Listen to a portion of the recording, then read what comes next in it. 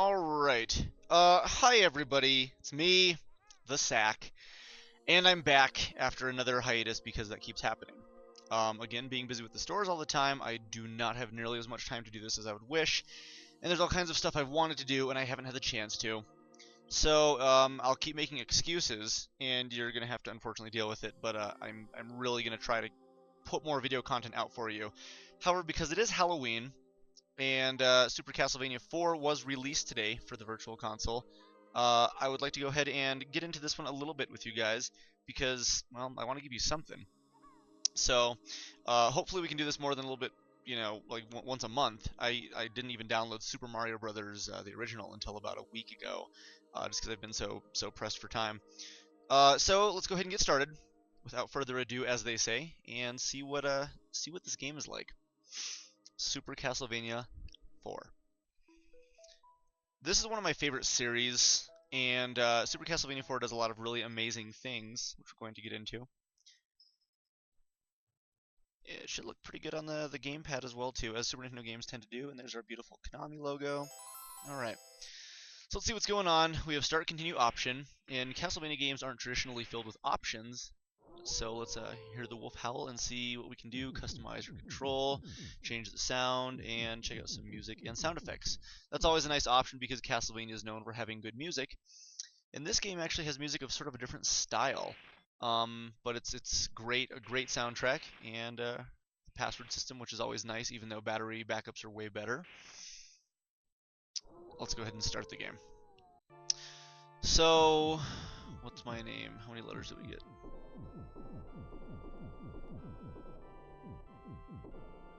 His name is Castlevania. Well, I guess his name is Super Castlevania in this one. The son of Castlevania 3. So, well, that's his name. There he is. His beautiful thighs hanging out in front of Dracula's castle. Simon Belmont returns, and this one actually gives you one of the most pronounced Simon themes and makes it sort of iconic to the series. You can walk in multiple directions, being two of them. It's more than one. You can duck. Oh wait. Oh yes. You can rub your knees all over the soft soil of outside of Dracula's front door. What's even cooler is you don't just get to whip forward and backwards. You can whip up. You can whip diagonally. And one of my favorite features is you can flop his whip around like some fantasy wiener and spank monsters. It does less damage, but it's kind of cool. As a strange feature. You can go up and down the stairs, you can whip on the stairs, his arm just goes everywhere. Alright, I don't know, there's like a certain amount of wonderful physics that I like thrusting your hand forward and having this thing just shoot forward doesn't really make a lot of sense, but I suppose that's what makes it so fun. Oh, and you can also, if you press jump on the stairs, you'll just freeze. You can jump and change direction, which I believe was actually a first for the series. You can collect hearts as per normal, and you can accidentally hit that button. Press the right trigger, and you'll use your special item instead of holding up and attack. This game also used a lot of fun Mode 7 effects, like this little bridge thing right here, and we're not going to get to it because it's just going to take way too long. There's a lot of effects that this game ended up utilizing for Mode 7 where you would like grab on to elements of the background, and the entire screen would rotate, and you'd have to hang out while that was happening. But this is cool too. You get to go into the background, and thanks to Super Nintendo's sweet, amazing processing power, unfortunately it wasn't blast processing, so we're really missing out on fast-moving sprites. We got to experience some pretty cool stuff. This is kind of early on in the Super Nintendo's life, one of the first games, and they did a good job making a nice, sexy-looking 16-bit Castlevania. Some nice effects going on with it. Again, great music. And true to the tradition, a lot of familiar enemies with great updated sprites, good animation. Yeah, this is an absolutely great game, and if you like the Castlevania series at all and you haven't tried this one, I'd highly recommend giving it a go. Check this out. Oh, that's good. Yeah. And if you hold it against that dude's nose and he just dies for no reason. maybe he's scared and the influence of the whip is actually killing him. You can see it's so weak it doesn't even kill a bat in one hit.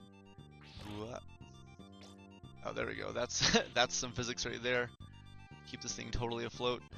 All right. But yeah, Super Castlevania 4. It looks great on the Wii U.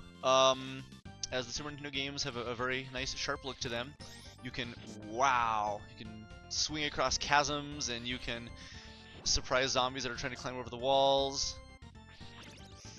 This game's got it all. Whoosh.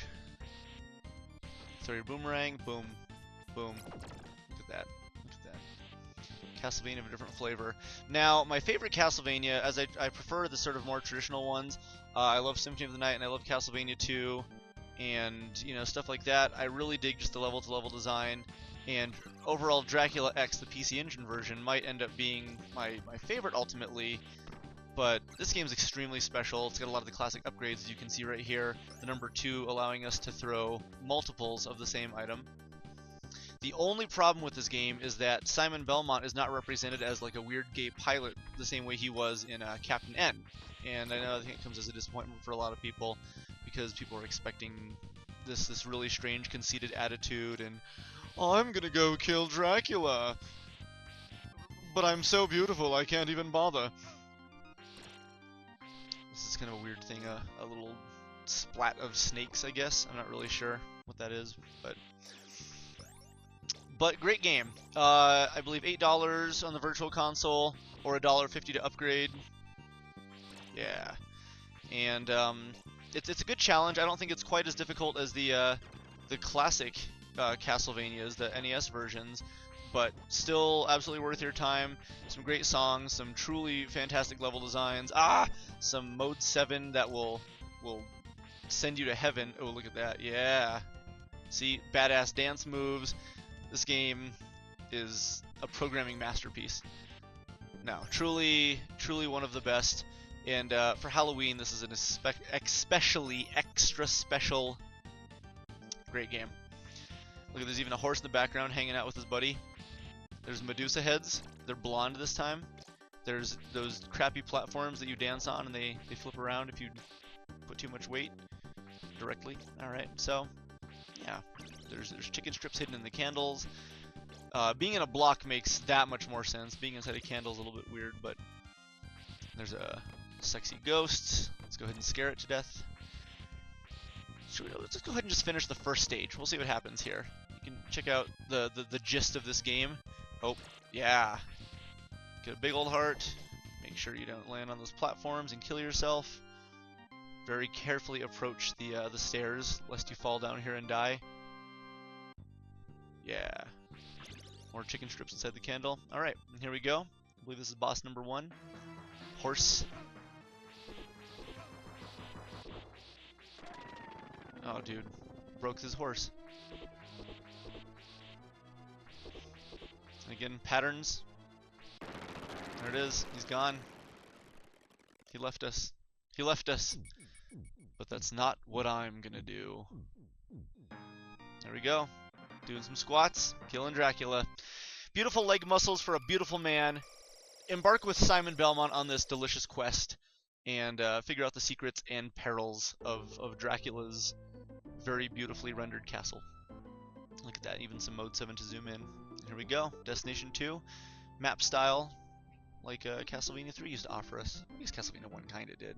But this is more beautiful. You follow a trail of rubies into the catacombs. And there you have it. If you want to see more, you gotta buy the game yourself.